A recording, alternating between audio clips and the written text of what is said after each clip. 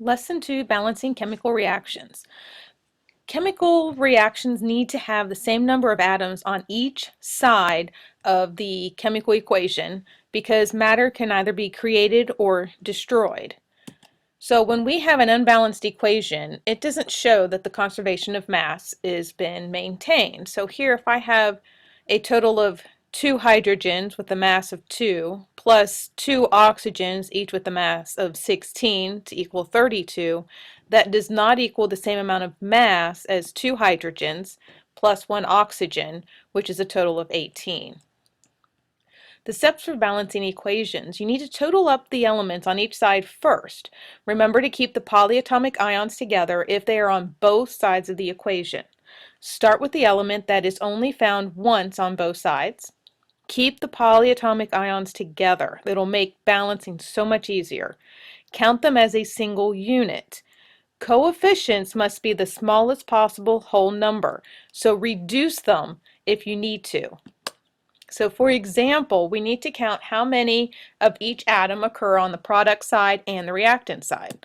So if I have 1 aluminum, 1 copper, and 2 chlorines on my reactant side, and I have 1 aluminum, 1 copper, and 3 chlorines on my product side, chlorine is not balanced.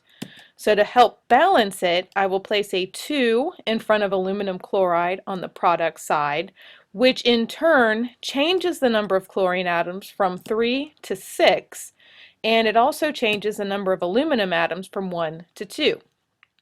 Now, I need to now balance on the other side, and to balance out my chlorine, I will place a 3 in front of copper chloride to give me a total of 6 chlorines, and now my copper is not balanced. Instead of 1, I now have 3.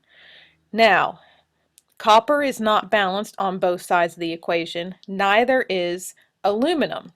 So I will place a 2 in front of the aluminum on the reactant side to make a total of 2 aluminums. Then to balance out copper, I will add a 3 in front of copper to now have 3 coppers. And if I look across from one side to the other that have the same number on both sides, now I have a balanced equation.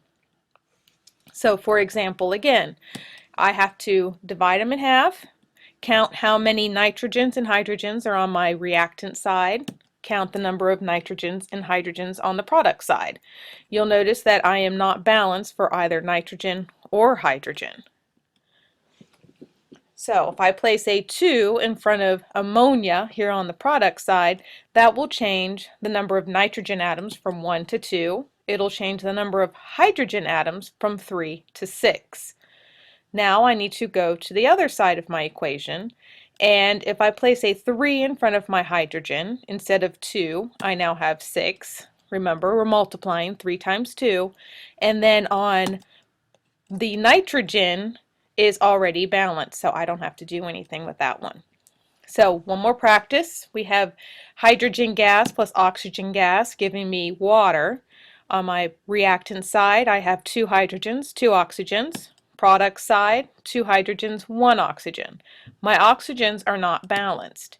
So I will place a 2 in front of water on the product side to give me a total of 4 hydrogens and a total of 2 oxygens. Oxygens are now balanced, however, hydrogen is not.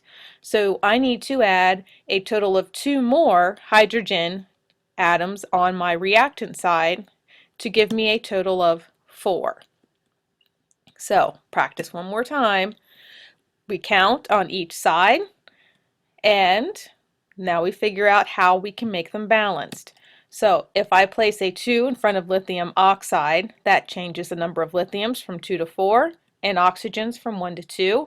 And it will also change my lithiums will need to be changed on my reactant side from 1 to 4. So I place a 4 in front of the lithium, giving me 4. And now to balance oxygen, I'm already done. So we'll do one more example here. Barium chloride plus silver nitrate and barium nitrate plus silver chloride. You'll notice this is a double displacement reaction.